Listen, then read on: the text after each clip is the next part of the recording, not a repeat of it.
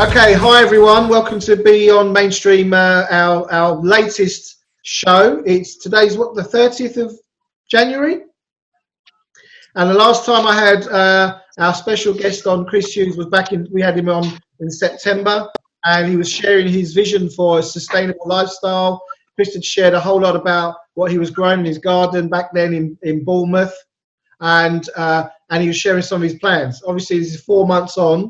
And Shulagh and I have invited Chris back to share with us some of the things he's learned and a chance for us maybe to update what we've been noticing that's going on in the world without, to quote Chris Hughes, going down too many rabbit holes. Well, that'll be a challenge for all of us, I'm sure. Shulagh, is there anything you'd like to say to welcome Chris to the show? Yeah, Chris, it's really good to see you back again. I've been watching your progress with great interest. I said last time that it was inspiring me so much, and I'm sure it's inspiring loads of other people.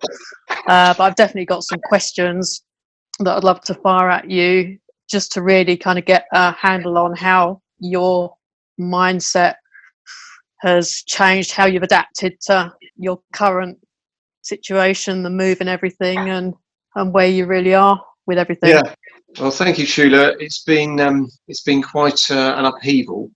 But it was something I was determined to do, and I really wanted to take people with me so they could see that it's possible to have a new lifestyle and still be able to be independent and produce some of your own food. So that was the rationale in the first place. I was really lucky. Okay, I was really lucky that I managed to sell my place down near Bournemouth and found this place, and now we're really making a go of it. Now, to be honest, November is the worst time of year to go anywhere, and a lot of things have been on hold, but I've learned a lot over the last few months, and my vision has really cleared, and I can see where I want to go. And what I want to try and do is take as many people with me to look at that sustainable lifestyle, look at what we can improve. Lots of things that we've done wrong in the past, and there's lots of things that we can improve on with the current place that we've got here. There's lots and lots of things we can do. Chris, can I stop you for a sec before you get too far? Yeah, by all means. What I'd like to ask you is, just for those who may have not seen the earlier show in September, it's just a couple of minutes on where your mindset was there and what led you to start thinking about this lifestyle, because from what I could tell, it wasn't the road you were on when we first met. It had emerged during that period, and then you just went with it. And I think that's something I'd like to just how the first inclination started, and then what maybe occurred to you was possible. Is that something you could take us back to? Yeah. Yes, I think there was a lot of talk about looking to go more off grid as a result of some of the events that have been happening in the world. Not going down any rabbit hole there, but the events that have occurred have forced people to start looking and evaluating their lives. Well, let's just stop there, because I think without going down the rabbit hole, I mean, we need to acknowledge that you took on a massive life change because of the lockdowns and the COVID narrative, wasn't it? It wasn't that you were on that track. I was on that track. I was on that track maybe 10 years ago, and I'd opted for a more comfortable lifestyle, I guess, where everything was a little bit too safe, and I was going to be fine. I was going to be in a nice place and nothing to worry about. But I've gone to the opposite end of the spectrum. Everything to worry about, but lots of challenges, lots of possible threats, but the chance of independence, the chance of being me and my other half on our own, doing our own thing, was just so overwhelming that ultimately, I guess, I probably sold my house for a lot less than I could have got for it. But the money is not important.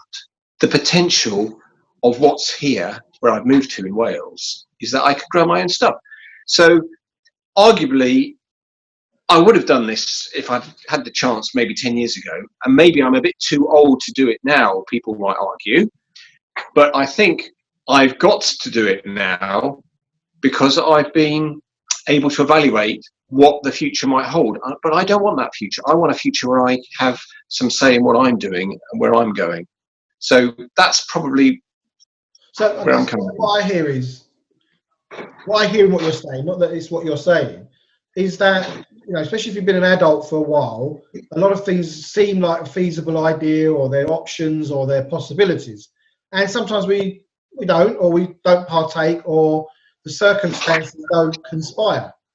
But I think what's happened with advent of COVID-19 and the first lockdowns back in March, was an impetus for you to look back on things that maybe had only been a mere fleeting idea to something that could become a reality. And I remember you first starting to take that journey in your garden in Bournemouth, and you're blessed with a good sized garden. And I think you acknowledged at the time, doesn't matter what you got, you can do something, even if it's a little window, what they call a window garden, I suppose they call them. Exactly. You started to do something you've never done before, with more in earnest, I'd say. Exactly. It's because I also realised that it was time to wake up. As I said, I was too safe, too predictable, and people say take care, don't they? Everyone's saying take care at the moment. But actually, I'm taking risks. I'm taking risks. And that's the main motivator, to do something different, to have that lifestyle.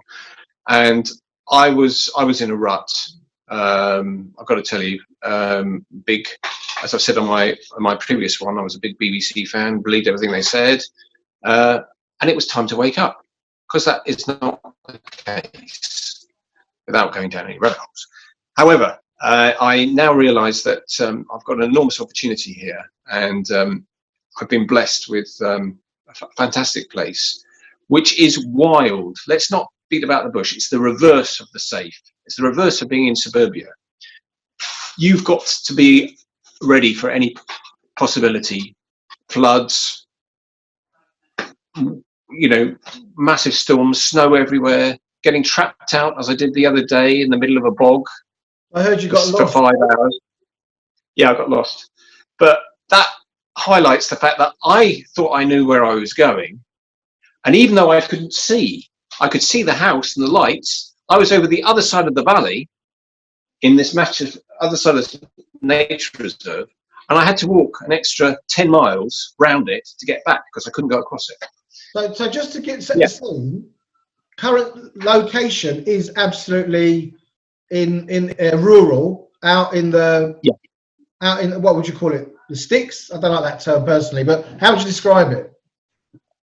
Sheep country. It's mountains. We're on the edge of the Cambian Mountains, and it's extremely wild. There aren't any conveniences close to us, although it's only about 2 miles into Tregaron, which is a small town with a couple of stores and 3 pubs. Looking forward to them reopening, I can say. Okay. So access in and out of where you are, can you get there without a 4x4? Yeah, you can. As long as it's not snowing. I've got an all-wheel drive, obviously, because it's the only. I wanted to make sure I was safe, but there's plenty of cars that come up here and don't have any trouble. Last week we did have a bit of bother with the BT Openreach, which got stuck on the hill, but I managed to sort that out. However, yeah, you can get up here. It's probably only during these couple of months there's an issue. Otherwise, it's no problem. Because obviously, I've been stymied by the crops and everything else. I've got the potential of the holiday barn let, and I'm really looking to ratchet that up now. I've got permission. I can do things. I can get six people sleeping here in that barn, and we want to make sure they can get up the hill. Obviously, my reckoning is no problem. Okay, so was in Bournemouth for some time, living the safe life, took on you know, well, I guess the world changed, you changed, you got into action, you put your house on sale, you went looking, you chose Wales. Maybe you could explain to us why. But the reality is you did it, and then I think you started to move in, was it November? We moved in on the 11th of November, and we had a few issues getting some of the removal vans up the hill, I can tell you. But fortunately, I managed to hire a separate Luton van, which I think I thrashed the clutch on. But the fact is, we managed to get here, and yeah, we just managed to start getting on with it. So you mentioned your partner. You didn't mention her name, so I'm not going to. But you mentioned your partner, and you said that, you know, it's something that we're doing together. Now, was this something that was always the case? Was the buy-in there from the beginning, or is it something you've had to work on, or is it, you know, how's that worked out? Because I'm sure that's always a concern. I think there was a desire, particularly from her, to look at some of the off-grid living. However, you know, the reality is you can't just go around the corner to do whatever you need to do now. So, you know, sometimes one feels a little bit cut off. However, if you've stocked up and you've got your own supplies, it's not an issue. Likewise, people say, well, how is this lockdown affecting me? Not really affecting me, because I'm out here. You know, I'm doing my own thing. Yes, occasionally I have to go to town. I don't think you kind of went into the level I was kind of digging for, but in terms of between a relationship, when you're in a relationship at the moment, it's a relationship with two people and I think two dogs. But you know, it's when you make these kind of decisions in life, your partners, their involvement, doing it together is a really important part of it, isn't it? Because if it is just the two of you and you're quite remote, it's absolutely crucial. Luckily, we don't seem to row about things. We do get on. Always see the funny side or whatever. However, you know, the other place was very nice, all very together, where we moved from. So I knew there was going to be some months where we had to sort of bed down and get used to the new place. And maybe we're not still there yet, but I think, you know, she's fully invested in the future and what we can do here, and having the backup with the holiday cottages as well. I suppose if you'd done this at any other time, not a COVID time, I suppose you might have felt the isolation more so. But at the moment, everybody's pretty much isolated in their own houses. Okay, so there was another question. Shulagh, just jump in anytime you want. There's another question I want to ask you. How off-grid would you know, because it's still early. You only got in there in November. I know you was talking about the polytunnels and getting your beds ready. In terms of your plan, in terms of off-grid, how far are you? Do you have a well? Do you have any independent power? You know, where are you at with that? Right. Okay. So we've moved to somewhere which was pretty well accommodated by the various utilities. So they already had water, electricity, and everything else, and massive oil tank, very ungreen, outside, which fuels the boiler. I'm at a very early stage where I've got a very fast flowing stream outside. I'm looking at hydro. I'm looking at how to harness that.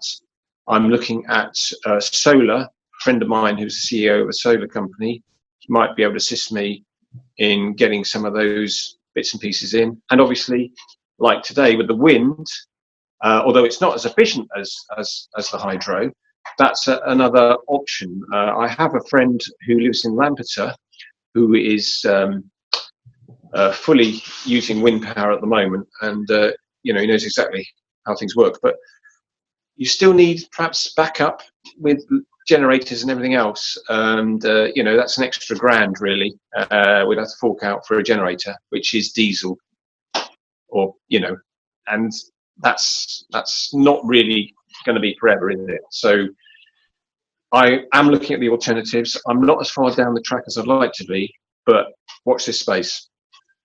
Okay. I mean, I went and saw a place the other day where the guy spent 8 years with very, very minimal budget, and he's built his own wind turbine. He's assembled his own solar panels.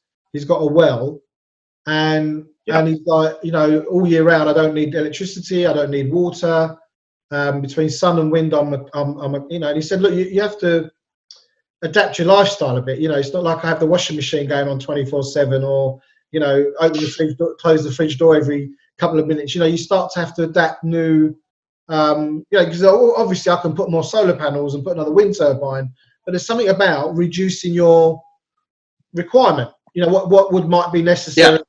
When you're not considering those things, is different to when you're saying, right, one part of this journey is to reduce my consumption, to reduce what we eat, what we drink, what we consume, and all those things. So I imagine it's a mindset and a technological, you know, like, you know, facilities that you bring to your homestead. I don't know if you call it a homestead or however you think of it. So would that take you? You know, let's say you wanted to get fully off grid with regards to power. Is that something that would happen within the year, 2 years? Is it a longer term thing? I would like to think we've made serious inroads within the year, depending on where we're at. But obviously, when one moves, you have to do things gradually. I only say that because I've got the chance to do things gradually. I guess if I didn't have any other choice, I'd have to do it a bit more damn quick.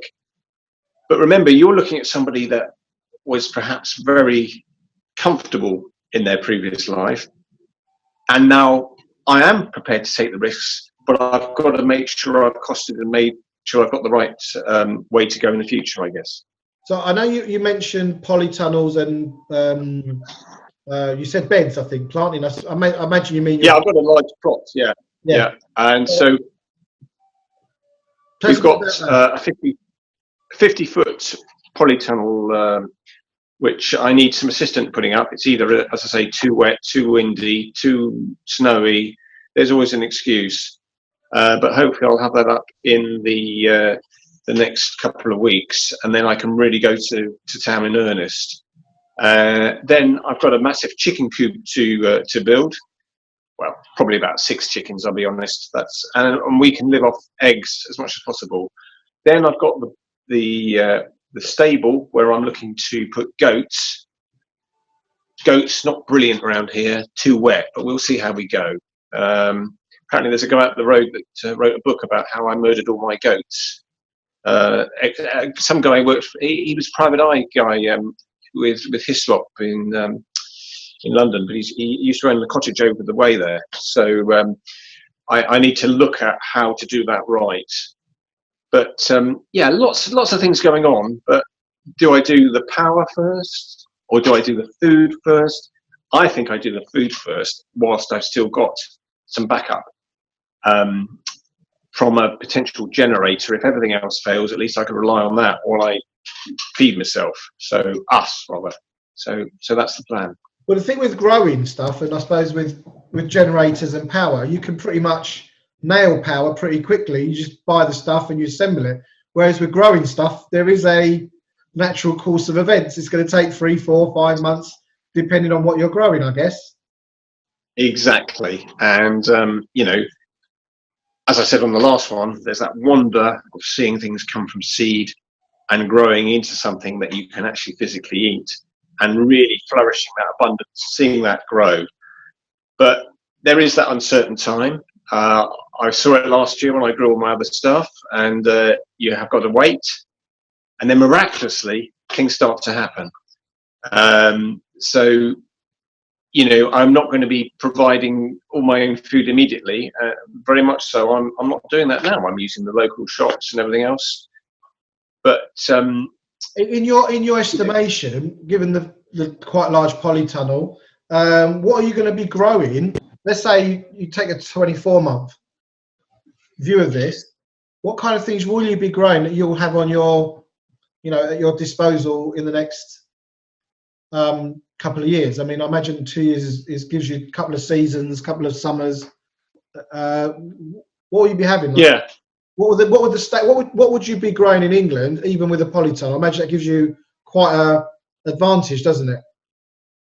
It does, but obviously, I know you'll be growing stuff, but it won't be quite as exotic as yours. However, my staple will be potatoes, cabbages, spinach, kale, all the sorts of kale. Kale is an absolute winner for me. So I could probably just live off kale, to be honest. And I've become a bit of a connoisseur of creating lots of different soups. So that's the staple during the winter, and you can live off it. I'm proof that I'm still alive. I've spent 3 months living on soup, so it can work. But very much those generally normal vegetables, but I will be looking at one or two more exceptional ones as we go forward. So watch this space, and we'll have some rare things going on that you might like to and will be interested in. But I'm also looking to grow that stuff to be able to barter that with my neighbours, because there is quite a community here, and I'm on good terms with the local shop. This is the sort of place where it's a real community. People come into the local store, bring their own cakes. The shop sells the cakes. They bring their own vegetables. The shop sells the vegetables. So there's fantastic sort of synergy there, and I'm really looking forward to being part of that and contributing to the local community. So have you found any allies and friends within the local area? Yeah, I've got a couple of people that I've met, and they're really up for using my services. So I've just got to produce stuff now, haven't I? So that's where we're at. It's really great. Question, Chris. Do I take it that you're no longer working professionally, or are you still doing that? I am working professionally. In my my debt collection Dorset mediation service capacity, although I think that probably needs to be rebranded now that I'm in Wales. I still have a number of cases that I'm involved in, and I've got contacts down on the South Coast through I'm part of a wonderful business network down there, and lots of friends who I've made professionally really look out for each other. So yeah, I've still got things going on, not masses, but a fair bit. Great, good to hear. So maybe a combination of growing off-grid energy, some guests visiting the site and giving you some rent, earning some money from your, and I'm sure your partner's doing some things as well that contribute to the household income. All Indeed. Great stuff. I think what I hear is it's almost like a little portfolio of, I don't like the word multi-streams of income because it isn't that, but multi-streams of assets coming into the household. So that's fantastic. Shulagh, absolutely. We've got nine odd minutes left. I was wondering if there's anything. I know you had some questions. Yeah, we've covered most of them. What's the hardest adaptation you've had to make so far? Yeah, that's an interesting one. A good question. Lots of things are everything's a little bit more physical. Not that that's hard, because I've always kept myself fit, but everything, if you need to do something, you've got to go here, there. I seem to be moving around a lot more, which is great. Don't get me wrong, it's not a bad thing. But it's difficult to pin down one thing in particular. I suppose it's a combination of things that mean, you're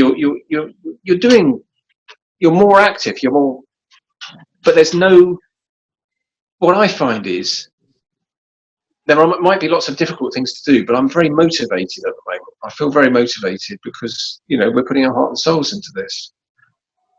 But, if I want to go down the road, I've got to drive a mile down the lane before I even get to the main road.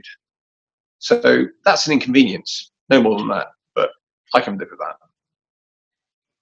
Yeah. It sounds like there's more than enough benefits to make up for those little inconveniences. Oh, I have to drive a mile to get down to the road. I'm like, that doesn't sound too bad. Yeah, it's on a slight hill.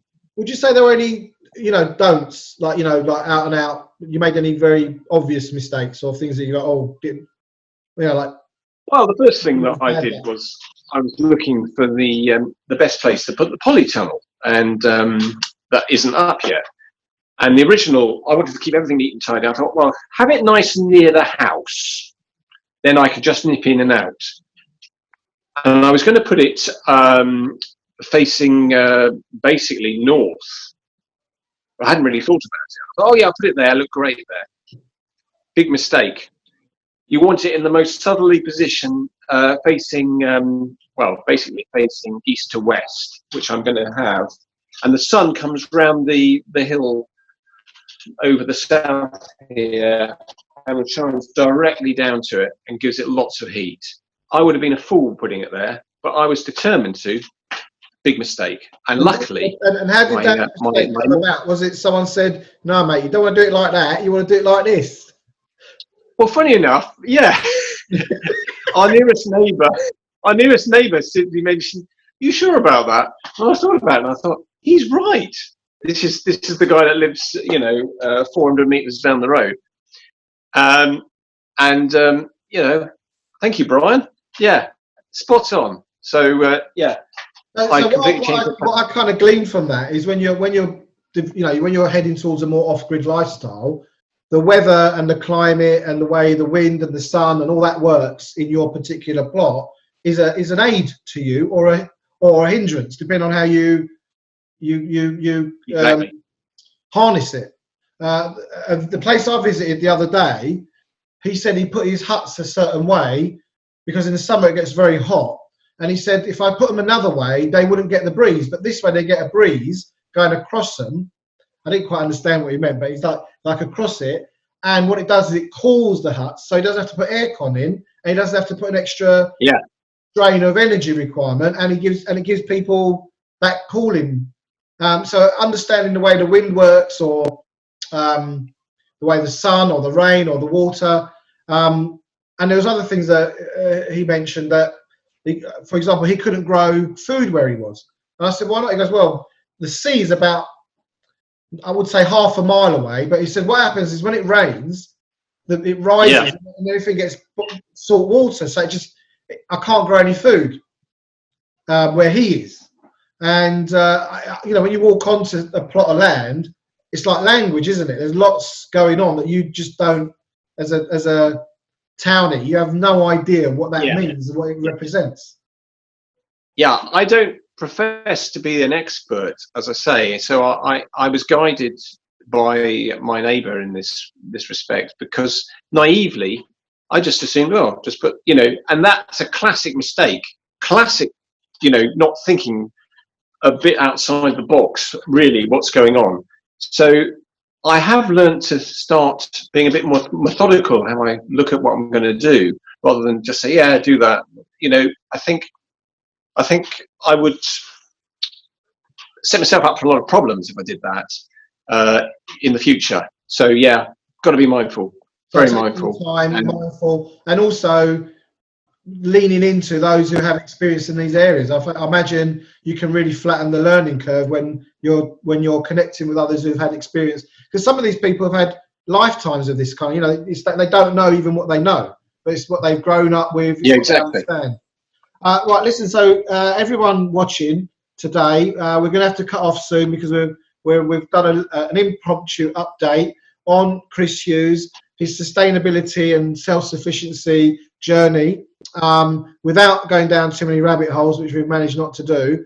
Before we kind of say goodbye for the session, any last messages or thoughts, Chris or Shulagh?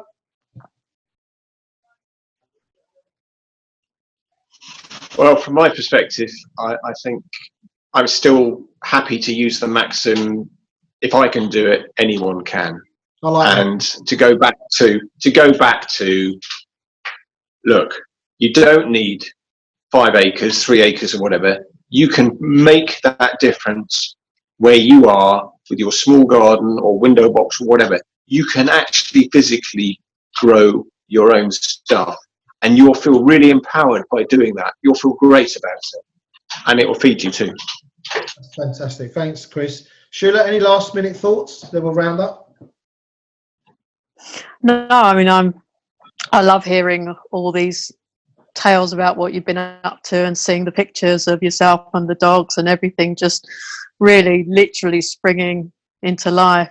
So yeah, as always, really, really inspiring, and looking forward to the next chapter. And I no doubt I will be picking your brain loads as we come into growing season again.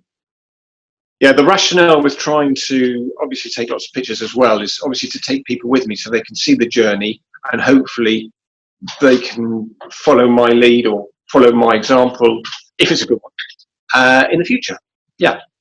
Thank you, Chris. Thanks, Shulagh. I like the idea. If anyone can do it, you know, if anyone else was it, if I can do it, if anyone can do it, if I can do it, anyone can. Anyone can do it. So listen, thanks for joining us today on Beyond Mainstream. It's a pleasure to catch up with Chris and his journey. Shulagh, always good to see you. And please, likewise, if you're doing, like it, share it, ask us any questions. Got any questions for Chris? Please feel free to put them through to us, and we'll pass them on.